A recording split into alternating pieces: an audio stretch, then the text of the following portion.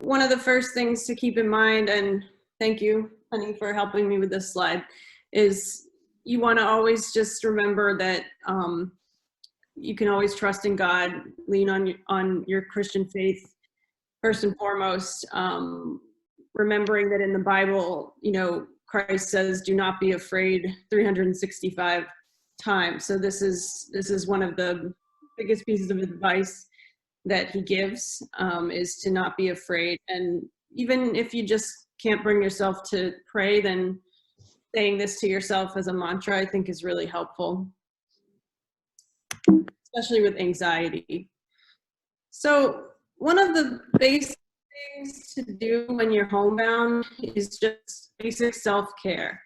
So self-care, is just taking care of yourself. And the three basic things are eating, sleeping, and getting exercise. When you're depressed, it can be hard to do these things. So even if you just do a little bit of a video exercise in your home, if it's cold out, or if you go outside and take a walk, it can be so restorative. We've been taking a lot of walks with Adeline, and it's just the most helpful thing. Just even local trails, a pond or a park that doesn't have too many people, where you're keeping a safe distance, can be extremely helpful. If even if you're at home and you just want to do like a dance video on YouTube, why not? It can lift your spirits. Other things that you can do and that are really helpful to do, and many of these I've been trying to implement myself the past few weeks, are to ask for help. If you can't make it out to the store and you have a neighbor who's willing to drop some things off on your street, ask. Don't hesitate to ask. It's really important to be help seeking, and not help rejecting this kind of crisis.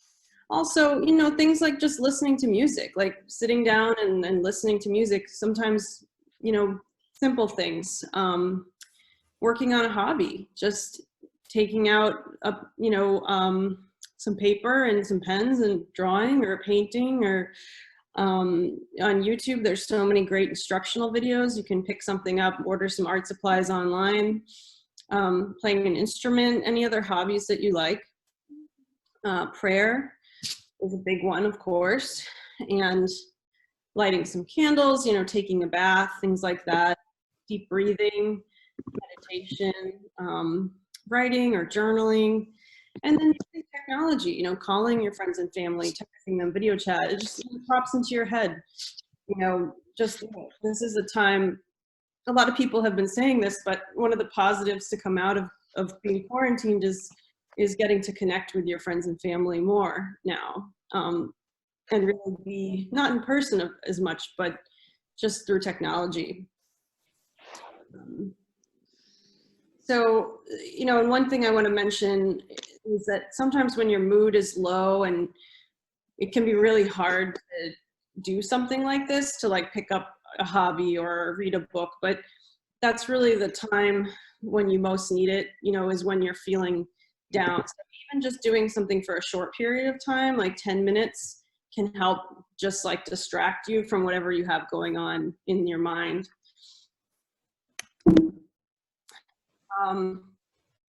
Oh, we've got someone else. Hi. Hi, I'm just going over some ways to cope while you're homebound. Can you see this okay?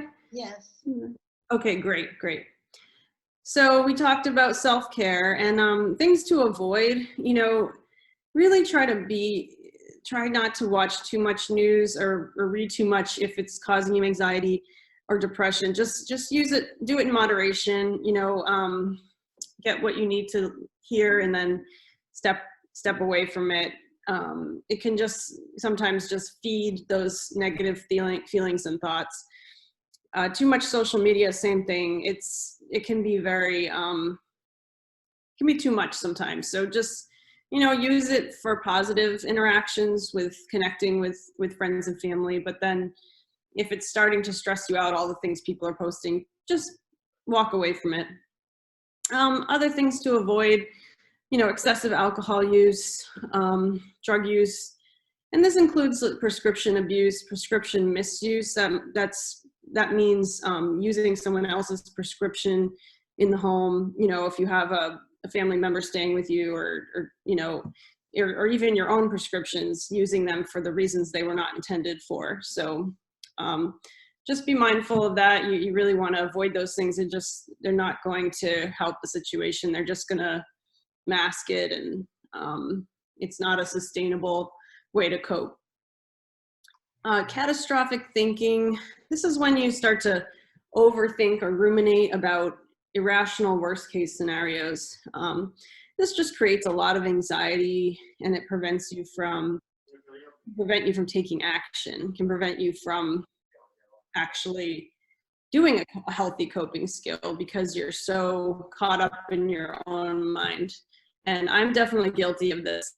I tend to overthink and think about the hypothetical situations, the worst case scenario, catastrophize, and it doesn't help. It doesn't help. It just ends up creating anxiety, and it's not a good thing. So kind of catch yourself in the moment. You can ask God for help, because sometimes these are the moments when you have to say, I don't know how to get out of this headspace. Let me put it out there to God. And that helps a lot. Or just talk to a friend or family member about it, and, you know, or distract yourself. Do one of your healthy coping skills and distract yourself away from it. Negative thinking, you know, again, it's a similar thing. It just leads to your thoughts have a direct impact on your mood, which has a direct impact on your behavior. So negative thinking is just a very fast moving train to negative actions. So you want to just try to think positively, like catch yourself in those negative thoughts. And it's not that you need to invalidate them or pretend like they're not there, but just to say to yourself, okay, I'm having this negative thought. I'm going to give myself permission to let it go and move on to something positive. And that's it. Same thing, talk to somebody about it. This is a technique that you can use that helps when you're really inside your head, especially with anxiety, you know, and you just want to get back to reality and get your focus out of your mind.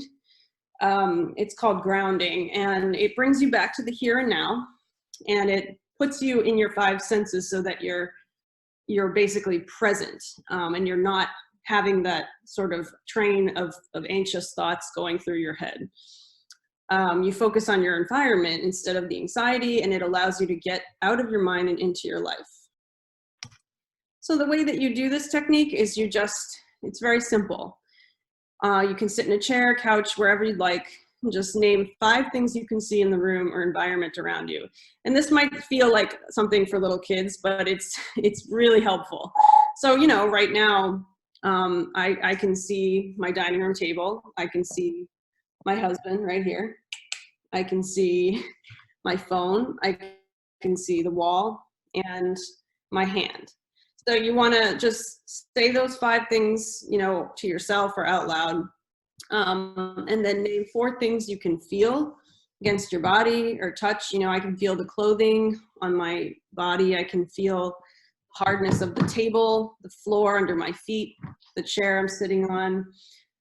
3 things you can hear, you know, the children playing outside. 2 things you can smell. I can smell my husband's making eggplant parmesan for my birthday, which is awesome. So I smell that. I can smell probably some just our usual house smell. I don't know how else to describe it.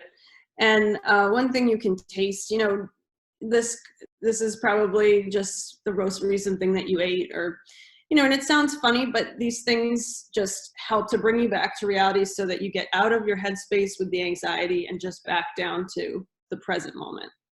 So try it. If it helps you, it you know, can definitely be a good coping skill to have in your tool belt. Radical acceptance is an interesting concept, and I think this is something that is created by a woman named Marsha Linehan, and she came up with this technique as a way to treat people who have what's called borderline personality disorder.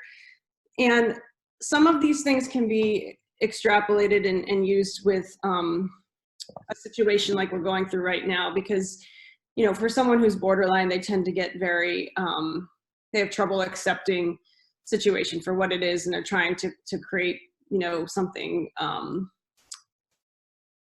trying to manipulate feelings or situations to their own accord. And, you know, what radical acceptance means is it means all the way, complete and total.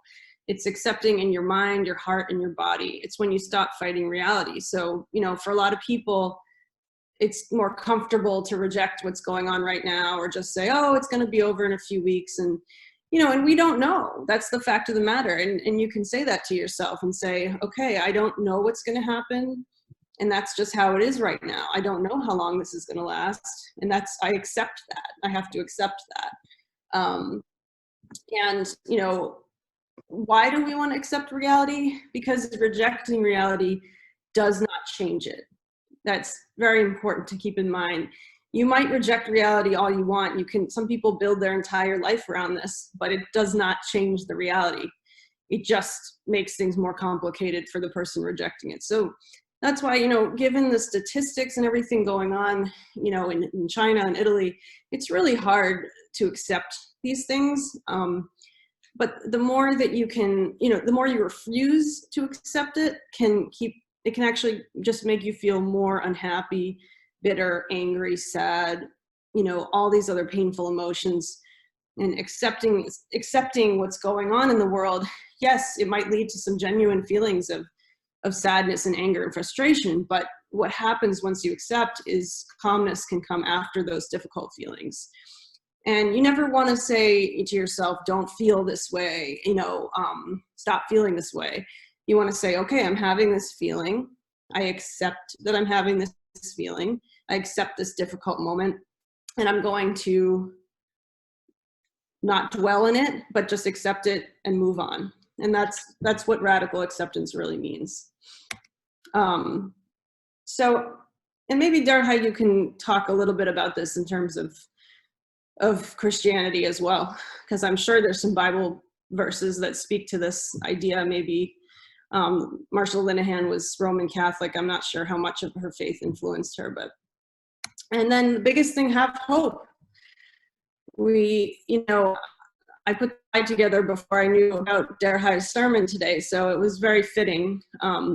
The importance of having hope and just thinking about those flowers, you know, in coming out of the earth that we all, you know, need to set our sights on, as opposed to the devastation that's going on. And, you know, having hope will get us through this. So yeah, I hope you guys found that helpful. And if you have any questions or anything, just let me know. That's it.